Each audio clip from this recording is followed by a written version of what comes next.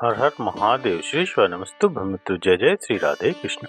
मित्रों, अभी तक आपने गरुड़ पुराण भाग 1 और भाग 2 देखे होंगे। मित्रों, अब आज आपके लिए भाग 3 लेकर के आया हूँ मित्रों कि यमलोक के मार्ग में आने वाले वो 16 नगर कौन से हैं। मित्रों, भाग 2 में आपने जाना कि 13 दिनों तक जीवात्मा के उद्देश्य पिंडदान क्यों आवश्यक होता है और 24 घंटों के पश्चात जीवात्मा घर लौटकर क्यों आती है।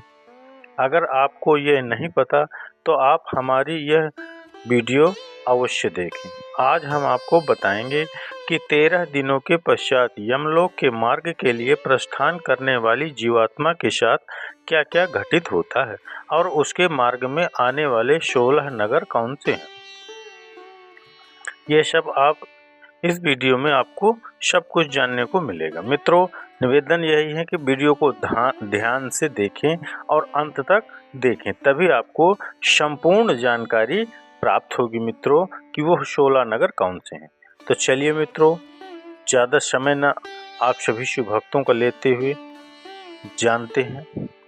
13वीं के बाद जीवात्मा एक हाथ लंबा शरीर धारण करके भूख प्यास से पीड़ित यमदूतों के द्वारा महापथ यानी यमलोक के मार्ग पर चलाई जाती है। जो जीवात्मा पापी होती है उनका मार्ग क्षेत्र शीत, ताप, नुकीला और मांस खाने वाले जंतुओं से भरा और अग्नियों से पर्याप्त होता है, और जो पुण्यकारी और सुकृति होते हैं उनका मार्ग सब प्रकार से सौम्य होता है। उनको उस मार्ग में कोई कष्ट नहीं होता है। भूख और प्यास से पीड़ित उस जीवात्मा को नित्य यमदूत अत्यधिक दुख देते हैं। प्रतिदिन वह उस प्रेत यानी जीवात्मा को 247 योजन चलाते हैं एवं यमदूतों के पास से बंधी और हाहाकार विलाप करती हुई वह जीवात्मा अपने घर को छोड़कर दिन और रात चलकर यमलोक पहुंचती है। उस महापथ में पड़ने वाले प्रसिद्ध नगरों के शुभ और अशुभ भोग प्राप्त करते हुए वह यमलोक को जाती है। इस मार्ग में क्रमशः याम्यपुर, शौरपुर, नगेंद्र भवन, गंधर्व नगर, शैलागम, क्रौंचपुर, रुद्रपुर, विचित्र भवन, बहवापत, दुखद, नाना क्रंदनपुर, सुतप्त भवन, रौद्र नगर, पयोवर्षण, शीताग्न और बहु धर्म भीति भवन नामक नगर प्रसिद्ध है। 13वें के दिन यमदूत प्रेत को उस मार्ग पर उसी प्रकार से पकड़कर ले जाते हैं जिस प्रकार मनुष्य बंदर को पकड़ करके ले जाता है। उस प्रकार से बंधा हुआ वह प्रेत चलते हुए नित्य हाहाकार करुण विलाप करता है।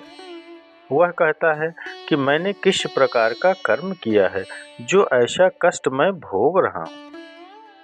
वह यह भी कहते हुए चलता है कि यह मनुष्य योनि कैसे प्राप्त होती है, मैंने इसको व्यर्थ में ही गंवा दिया है। प्राणी इस मनुष्य योनि को बहुत बड़े पुण्य से प्राप्त करता है।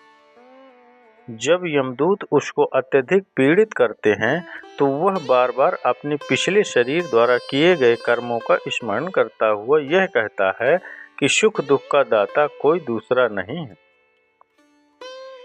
जो लोग सुख दुख का दाता दूसरे को समझते हैं वे कुबुद्धि होते हैं। जीवात्मा सदैव पहले किए गए कर्मों का भोग करती है। मैंने न दान दिया है, न अग्नि में आहुति डाली है, न हिमालय पर्वत की गुफाओं में जाकर तपस्या की है और न ही गंगा के परम पवित्र जल का सेवन किया है। मैंने जो कुछ भी किया है उसी का फल मैं भोग रहा हूँ। इसी प्रकार जब कोई स्त्री इस महापथ पर लाई जाती है तब वह भी विलाप करते हुए कहती है कि मैंने पति के साथ रहकर उन्हें कभी सुख नहीं दिया है और न ही उनके मर जाने के पश्चात उस वैधव्य व्रत का ही पालन किया है। अतः जो कुछ नहीं किया है उसका फल मैं भोग रही हूँ। मैंने मासिक धर्म अथवा चंद्रायण व्रत के नियमों से इस शरीर का शोधन भी नहीं किया। स्त्री का शरीर बहुत से दुखों का पात्र होता है। पहले किए गए बुरे कर्मों के अनुसार मैंने इसे प्राप्त किया और इसे भी व्यर्थ में गंवा दिया। इस प्रकार जोर से रोते और विलाप करते हुए अत्यधिक दुखित जीवात्मा को 17 दिन तक अकेले वायु मार्ग में यमदूतों के द्वारा निर्दयता पूर्वक खींचा जाता है। अब हम आपको यमलोक के मार्ग में आने वाले नगरों के विषय में बता रहे हैं। 18वां दिन रात पूर्ण होने पर पहले वह याम्यपुर पहुंचता है। उस रमणीक नगर में प्रेतों के महान गण रहते हैं। वह पुष्पभद्रा नदी तथा देखने में अति सुंदर लगने वाला एक वट वृक्ष है। यमदूत वहां पहुंचकर प्रेत को विश्राम करने का समय देते हैं। वहां पर प्रेत दुखी होकर अपनी स्त्री और पुत्र आदि सगे संबंधियों से प्राप्त होने वाले सुखों का स्मरण करता है। मार्ग में पड़ने वाले परिश्रम से थका एवं भूख प्यास से व्याकुल वह प्रेत वहां करुण विलाप करता है। उस समय वह धन, स्त्री, पुत्र, घर, सुख, नौकर और मित्र के विषय में तथा अन्य सभी के विषय में सोचता है। उस नगर में भूख प्यास से पीड़ित प्रेत को देखकर यमदूत कहते हैं कि कहाँ धन है, कहाँ पुत्र है, कहाँ स्त्री है, कहाँ घर है और कहाँ तू इस प्रकार दुख झेल रहा है। चिरकाल तक अब तू अपने कर्मों से अर्जित पापों का भोग कर इस महापथ पर चल। यमदूतों के द्वारा इस प्रकार कहे जाने के बाद यमदूतों के द्वारा उसे पीड़ा भी दी जाती है। तत्पश्चात स्नेहवश भूलोक में पुत्रों के हाथों से दिए गए मासिक पिंड को वह प्रेत खाता है। उसके बाद वहां से वह शौर्यपुर के लिए चल देता है। उस नगर में काल रूपधारी जगम नाम का राजा है।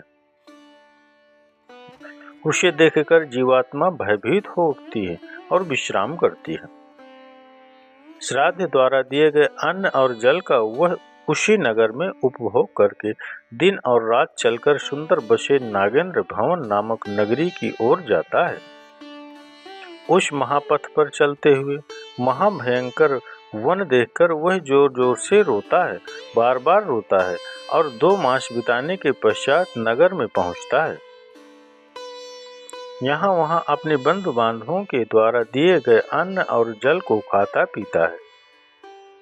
उसके बाद यमदूत पाश में बांधकर उसे दुख देते हुए पुनः आगे की ओर ले जाते हैं। तीसरे मास में वह गंधर्व नगर पहुंच जाता है। तीसरे मास में दिए गए श्राद्ध पिंड का यहाँ भक्षण करके चौथे मास में वह शैलागम नामक नगर में पहुंचता है। यहाँ प्रेत के ऊपर पत्थरों की वर्षा होती है। वहाँ वह चौथे मास में दिए गए श्राद्ध व पिंड को खाकर संतुष्ट होता है। इसके बाद प्रेत 5वें मास में क्रौंचपुर जाता है। उस नगर में पुत्रों के द्वारा दिए गए 5वें मास के श्राद्ध पिंड को खाता है।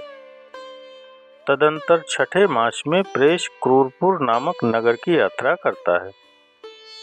उस नगर में 6ठे मास में पुत्रों द्वारा दिए गए श्राद्ध पिंड को खाकर उसकी संतप्ति होती है, किंतु आधी मुहूर्त भर भी विश्राम करने के बाद उसका हृदय पुनः दुख से कांपने लगता है।